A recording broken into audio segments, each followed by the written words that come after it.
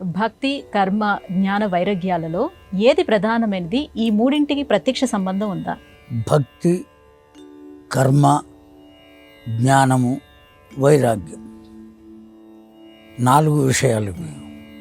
ఈ 4 3 ప్రధానమైనవి.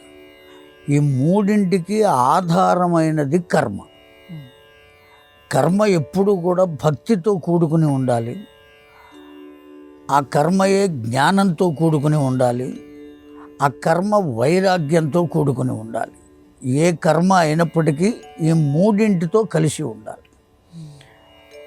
ఈ మూడింటితో కలిసి లేనటువంటి కర్మ నిరర్ధకమైనది అవుతుంది. ఆ చేసేటువంటి పని పట్ల శ్రద్ధ ఉండటమే భక్తి అంటాం. ఎలా చెయ్యాలో తెలుసుకోవడాన్ని జ్ఞానము అంటాం. ఆ చేసిన దానివల్ల నాకింత ఫలితం రావాలి అని కోరుకోకుండా ఉండటమే వైరాగ్యం. కనుక భక్తి, జ్ఞానము, వైరాగ్యం.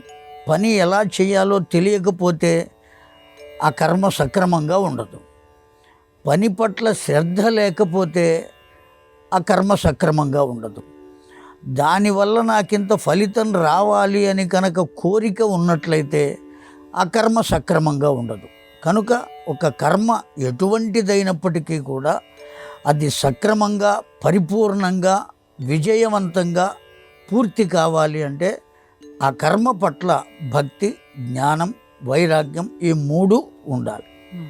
ఈ 4 కలిసినప్పుడే మనం చేసేటువంటి దానివల్ల దివ్యత్వం కలుగుతుంది, లేకపోతే నిష్ప్రయోజనం అవుతుంది. కనుక 4 ఉండి తీరవలసింది. ఇందులో ఏదో ఒకటి ఉండి ఇంకొకటి లేకపోయినా పర్వాలేదు అని చెప్పేటువంటి అవకాశం లేదు.